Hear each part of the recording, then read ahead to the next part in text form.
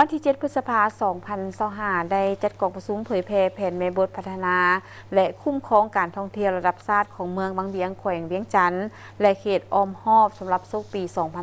2025 2035 กองประชุมภายใต้การเป็นประธานของท่านนางสวนสวรรค์วิญญเกตรัฐมนตรีกระทรวงแถลงข่าววัฒนธรรมและท่องเที่ยวโดยมีท่านนางมณีวรรณ เยียเปาเฮ่อรองประธานคณะกรรมาธิการวัฒนธรรมสังคมสภาแห่งชาติมีบรรดาหัวหน้าห้องกลุ่มและภาคส่วนที่เกี่ยวข้องเข้าร่วมท่านรัฐมนตรีกระทรวงแถลงข่าววัฒนธรรมและท่องเที่ยวได้กล่าวว่าเวียกงานการท่องเที่ยวถือเป็นเวียกงานหนึ่งที่รัฐบาลให้ความสำคัญในการประกอบส่วนเข้าในการพัฒนาเศรษฐกิจสังคมของชาติซึ่งพรรคและรัฐกำหนดเอาแขนงท่องเที่ยวเป็นหนึ่งในแขนงการเศรษฐกิจปลายแหลมโดยสุกยู่ให้มีการขุดค้นบรรดาทาแห้งบ่มซ่อนด้านการท่องเที่ยวเพื่อสร้างโอกาสในการพัฒนาและสุกยู่เศรษฐกิจของประเทศให้มีการขยายตัวซึ่งเมืองวังเวียงแขวงเวียงจันทน์แม่นจุดปลายทางการท่องเที่ยวหลักของลาวเป็นเมืองหนึ่งที่มีชื่อเสียงที่โด่งดังและเป็นที่รู้จักอย่างกว้างขวางของนักท่องเที่ยวทั้งภายในและต่างประเทศย้อนมีความอุดมสมบูรณ์ไปด้วยทรัพยากรทางธรรมชาติอันเป็นจุดเด่นของการดึงดูดนักท่องเที่ยวที่ประกอบด้วยสายน้ำซองที่ใสเย็นไหลผ่านมีภูผายางใหญ่อย่างสวยสดงดงามประชาชนท้องถิ่นมีน้ำใจไมตรีจิตยิ้มแย้มแจ่มใสมีเอกลักษณ์ด้านชีวิตการเป็นอยู่มีกิจกรรมท่องเที่ยวทางธรรมชาติหลายรูปแบบโดยเฉพาะแม่นเที่ยวชมทัศนียภาพสัมผัสธรรมชาติที่อุดมสมบูรณ์ล่องเรือกิจกรรม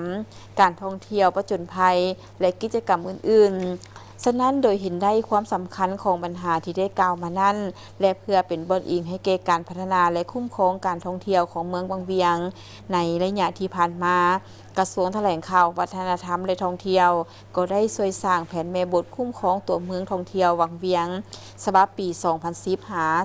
2010-2020 โดยได้รับการสนับสนุนทางด้านงบประมาณจากธนาคารพัฒนาอาซีซึ่งแมนบริษัทเฮนเซนของประเทศออสเตรเลียเป็นผู้ช่วยในการเขียนแผนผ่านการจะตั้งปฏิบัติตัวจริงเห็นว่าการจะตั้งปฏิบัติและพันขยายแผนฉบับเก่าแม่นยังบ่ทันสามารถปฏิบัติได้ดีเท่าที่ควรดังนั้นมาฮอดปี 2021 โดยอิงไซทิศซี่น้ำของห้องว่าการสำนักงานนายกรัฐมนตรีที่มอบให้กระทรวงแถลงข่าววัฒนธรรมและท่องเที่ยวเป็นเจ้าการในการประสานกับภาคส่วนที่เกี่ยวข้องเพื่อปรับปรุงแผนดังกล่าวขึ้นใหม่จึงเป็นที่มาของแผนแม่บทพัฒนาและคุ้มครองการท่องเที่ยวระดับชาติเมืองวังเวียงและบริเวณอ้อมหอบสำหรับปี 2025-2035 ที่รัฐบาลได้ออกข้อตกลงรับรองเป็นที่เรียบร้อยฉบับเลขที่ 08/นย.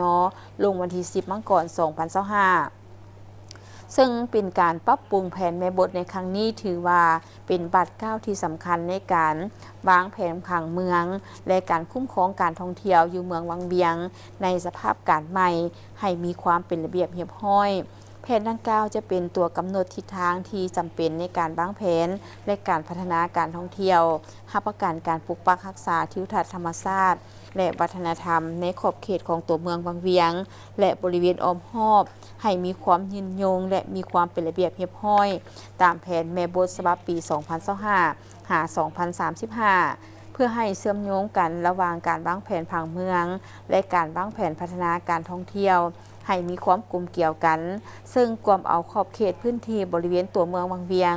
และบริเวณอ้อมหอบโดยมีการคำนึงถึงความอาจสามารถในการขยายตัวของเมืองวังเวียงในอนาคต